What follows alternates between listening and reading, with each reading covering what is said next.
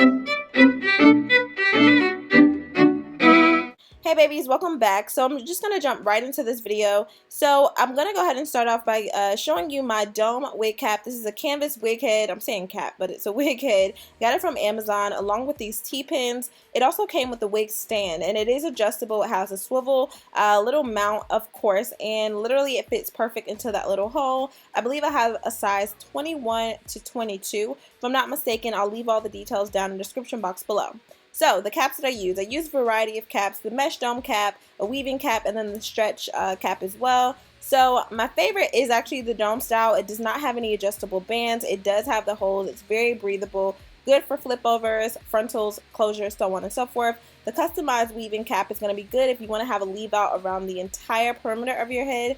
And then the stretch weaving cap is good for closures and frontals because it has an adjustable band already made inside of it. But it is going to be for you guys that maybe have a smaller to normal size head, so completely up to you what you want to use. The dome style cap is definitely going to be more versatile and pretty much for everybody. But for this particular video, I am going to be using the stretch weaving cap just because I'm going to actually add combs and just kind of show you everything. So here's the elastic band. I won't actually need this for this unit, but again, it's optional if you want to add that. I do have wig combs. I got these off Amazon as well, along with the elastic band. So I'll leave all the links down below in the description box so that you guys know what you need. Of course, I have some shears. These shears are probably like 5 years old, so very dull, but whatever. Then, of course, I have my needles. I usually can get away with about 12 to 15 needles for an entire install. And I like to use the cotton thread. Some people will use nylon, but if you're a beginner, I definitely recommend using the cotton just because it is a lot easier to work with. You don't have to pull it as tight and it just kind of locks onto itself. So here's how to thread a needle. You see it has that little hole. You literally are going to pull the thread through the small little hole. The goal is to double it up, and so you want to pull it to the length. I usually use my arm as a measuring guide. I'll pull it to the length of one of my arms, so to the right arm, to the center of my body. Go ahead and cut that off, and then I'll tie the end of the actual thread. And I want to show you really quickly of how exactly you do that. So if you don't know how to tie a knot, of course, I'm not really going to be that good at explaining it, but I'm basically going to wrap the thread around my finger and literally pull the leftover piece through the middle and pull it tight. So almost kind of like, not really like tying a shoestring, or is it? I'm not sure. Anyway, you need more assistance. There's other YouTube videos for that, but yeah, there's the knot. So go ahead and put that wig cap on the mannequin head. And it has a lot of stretch to it, so you definitely want to pull this wig cap as stretchy as possible, make it as loose as possible when you put it on the cap. That way, as you're starting to sew, it's not buckling on itself. That way, by the time you put the wig on, it doesn't fit. So pull it as much as you can. This is what you need the T-pins for, just to make sure that the wig cap is not going to move at all. I like to use it for the front, the back, and the two sides. Now, here's the hair. Of course, all the details will be down in the description box below. It's a body wave. Definitely check out the company. The hair is really, really soft. The wefts are really, really full and thick. I am going to use 4 bundles and a closure. I did go ahead and do a light ombre. If you have not seen my ombre video, I'll leave that down below as well, just so that you can take a look. So, to start off, you see where the elastic band on the inside, the adjustable one, starts. I like to curve my tracks back and forth. So I start right before where the beginning of your ear would actually be. If you kind of just imagine this on your head, or even try on the wig cap, you'll see. I'm going to go ahead and double the wefts, and once I get those doubled into 2, I'm actually going to go ahead and stick the needle right through the end of it. I like to use the open end just so I can kind of seal them together, and then I put it directly through the wig cap, and the hair literally is attached. So if you're a visual learner, rewind this as many times as you have to, just to kind of get the picture. Now when I start to sew, I like to wrap the thread around the needle 3 different times. I'm going to be curving all these tracks upward. So literally every time I overlap another track, I'm going to curve it upward. For some of the tracks, I did flip it over. For majority of the tracks, as I got closer to the top, I did go ahead and just use the individual tracks. I did not double them because I did not want this to be lumpy and bumpy. But as long as it was in the back of my head, I was okay with the thickness. So you'll see what I mean. And this is just me kind of speeding up, me going through the threading here. If you guys have any questions about how to thread this needle, I promise you, just keep watching what I'm doing and you will get it eventually. Literally, I'm literally going under the track. I'm able to go above, or I guess around it at the top or below it, either or. And then I literally just wrap the thread around 3 times, pull tight, and makes a knot each and every time. Does not have to be perfect. You can literally go back through the tracks with a comb just to pull out any hair that may not have been placed properly. But if you keep your needle really straight, you should really be okay. Alrighty, so I'm just going to continue this. As I stated before, I am going to take this from right before where my ear would start. So back and forth, as opposed to starting with those smaller tracks in the bottom. I just found that this, you know, makes it a little bit easier and everything a lot more seamless. And I'm able to really pack the hair in there like I would want to without too many loose tracks. So just for you guys that don't know how to flip a track, here's a very easy guide to show you how to do that. Because you curve the tracks, it makes it a lot easier to flip over. So just slightly curve it up. You're not doing anything dramatic, but just slightly curve that track and literally flip it over as flat as possible. Go ahead and use a T-pin. Obviously, if you're doing this on a client, you cannot T-pin their hair. But if it's a mannequin, go ahead and T-pin it over. And as you can see, it's pulled really, really tight. So all that you need to do is make sure that you really secure the thread over the top of that you know, that track on the beginning part, because you want it to lay as flat as possible. I should have actually gone over that about 2 or 3 times, but I didn't, so whatever, it's just a wig. But yeah, this is pretty much what that looks like. And if you guys have any questions as far as, like, you know, what I'm doing or why I'm doing what I'm doing, leave all of that below, because I definitely want to make sure that I respond to you guys. I feel like this is a lot more detailed than some of the other wig videos you may see. So jumping right into the closure. So as you can see, I have the closure laid down as flat as possible. You kind of have to play with this to get it positioned in the way that you would like. I like to kind of push it a little bit forward than the actual wig cap itself, because by the time I actually start to thread it and sew this onto the cap, it will move back a little bit. So that's why I have the T-pins. I go ahead and start with the very end of that closure and sew it down. As you can see, it was already sewed down. And yeah, I'm just continuing that. Now, to make sure that your closure is consistent throughout, you want to make sure that you are pulling it taut. When I say taut, use a T-pin to secure one side while you're starting to sew the other side. Continue to hold it as tight as possible, not so tight that it's crooked, but even if it is crooked, guess what? You can part it out to fit exactly where it needs to fit, because it's just a wig, and yeah, it really won't matter. Now, if this is a client, obviously you want to make sure that you've practiced this to make sure both sides are taut. You can actually have your client hold one side while you hold the other, and kind of go back and forth. So I make it a habit of, instead of sewing this entire thing around, the entire closure down in one swoop, I actually have 2 separate needles already threaded. I'll start on one side and get to about, not even halfway, just to the end of the closure, and then I'll start on the other side. As you can see, it's already laying really, really flat. I just want to make sure that everything is lined up.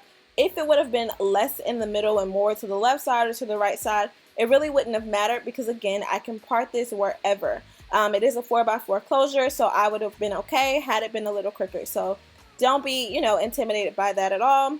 And I'm going to go ahead and start off by knotting, again, the left side of that. And like I said, I'm pulling it really, really tight just to make sure that it does not move, it does not lift up, it's not going to buckle or anything like that. And this is just a really good close-up. As you can see, I'm still using that loop and 1, 2, 3 method. It works every single time, I promise you, as opposed to just pulling it through, holding it really, really tight, and then maybe doing the 1, 2, 3 every maybe second or third loop. Go ahead and do that on every single loop, and you'll notice that your wigs will last a lot longer. You won't have to worry about the thread untying itself after a while. Like, I promise you, it works. Just do it. And so definitely go ahead and continue to thread this all the way around. Like I said, you want to make sure you're pulling it tight, and I definitely depend on those T-pins to hold the front of the closure in place, so that, you know, the tension of me pulling it is not actually moving it back, and it's exactly where it needs to be.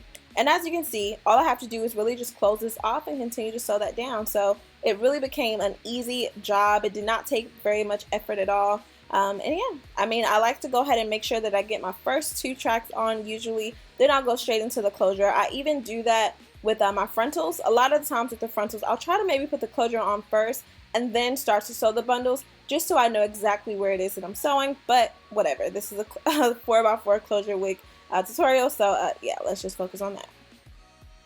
So anyway, as you can see, I went ahead and just cut off the additional thread, didn't need it, and you can see that it's really, really flat. Like I said, that cap was pulled really, really tight, and so when it's time to part, everything is going to lay just flat and flawlessly without very much effort.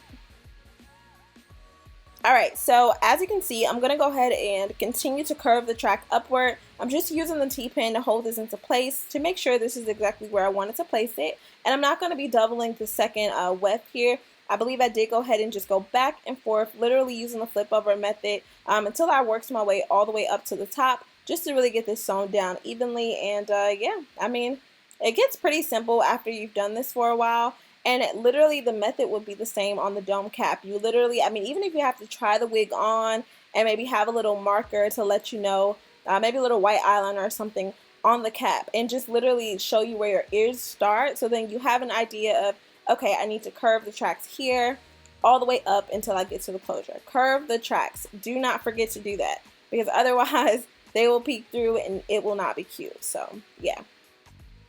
And it also just provides a very like effortless pretty much flow for the unit and for the weave as well. So when it blows back and it pushes back, nothing is showing, and it will allow your hair, if you do want to have anything out on the side, to blend very seamlessly. So yeah, that works. And I just continued that up in a U shape all the way until I got to the top.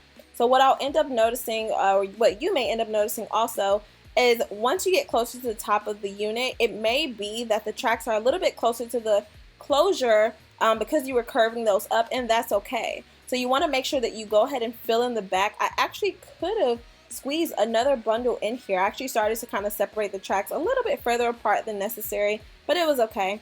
And I'm just going to literally close in the back. So I wasn't going to focus on bringing the tracks all the way to the front or to the end again. I'm literally just closing in the back portion of this. So going back and forth, literally I can do the flip over method in the middle of that, no problem. And then when it's time to close it, once I get about maybe an inch around that is completely even from where the closure starts to the other side of the closure, then I'll start to just close this in, doing that U method again. And so as you can see, I used the flip over method to just close this off. I could have totally cut the wefts, but yeah, whatever. I just kind of already got the hang of it, as you can see. And I literally will connect the cap with the track and also the end of the closure to make sure that it all becomes one. And so the closure is attached to the track, which is attached to the cap. So once I'm ready to cut the middle of that out, I'm not going to have too much trouble. I don't have to worry about that closure ever disconnecting from the track. And so there's your full wig, guys. This usually takes me about 30 minutes to complete. Not too long at all. And so again, this was the body wave hair, and I will make sure that I'll leave all the details down in the description box below. I did go ahead and also ombre the hair. Now this is from another company, from what I show you in the ombre video, but same idea. And then yeah, I'm going to show you really quickly how to go ahead and cut off that lace. So go ahead and take the scissors, just sit it really, really close to where the base of that hairline is, and literally just start to cut it straight across. Completely up to you if you would like to use a little bit extra lace and leave that there. If you want to do a little baby hair situation, you totally can. I don't believe that I did this for this closure wig. It was kind of unnecessary, but yeah, it's definitely an option. And this is what the inside of the unit looks like. Really, really clean. Still has a little bit of stretch to it and flex to it, so it should not be too hard to fit onto my my head. Like I said, always try on the wigs or the wig caps before you commit to sewing it down. So just to go ahead and cut that out, I always use my hand as a guide just to make sure I'm not cutting the actual closure. And I do that really, really slowly. I don't care too much about having a lot of excess around the actual inside of the closure, because all that I care about is the middle, and that black piece is not showing when I part this down the middle or down the side. So whatever I feel comfortable with. And then, of course, I did bleach the knot. So what I'm going to do is go ahead and add on a wig comb to the very back of this. Again, I got those wig combs from Amazon.com. They come in black, I believe brown, like a light brown and a dark brown. So I'm just literally going to sew this through the I guess material that's there. It is a little bit tough to kind of sew through because of course it has the metal bands. So it's usually a trial and error for me when I sew these on. Sometimes it's flawless and sometimes it is a mess. Either way, I just want to make sure that they're really, really tight. And again, I try to do that same method with just doing the, 3-stitch and then tighten it really, really good to make sure that it forms a knot. And yeah, it usually works effortlessly. Definitely be careful to make sure that you kind of have your finger up under there so you're not sewing the cap onto the weave. That gets a little awkward, right? And then you'd end up having to redo the entire thing. So yeah, but as you can see, it's really tight. It's not going anywhere. And of course, because you're making this wig, you can definitely always just readjust it, you know, or resew them if you have to. And as you can see, the adjustable band there, I did not sew onto that, so I was proud of myself.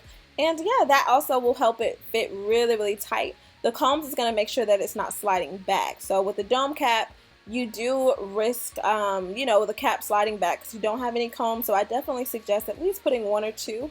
Unless you do the elastic band, then you don't really have to worry about it. But that's for another video. So yeah, this is pretty much what this looks like. I actually enjoyed filming this for you, just because I feel like it's definitely needed. I know that a lot of times people are like, oh, I don't want to spend all this money with the stylist. Well, guess what? Now you can do it at home. I definitely understand your pain. So yeah, I feel like this is a very beginner friendly. Definitely leave your comments down below, especially when it comes to the details. So like the small things that I may have missed, definitely let me know. I always want to find ways to definitely like educate you a little bit more.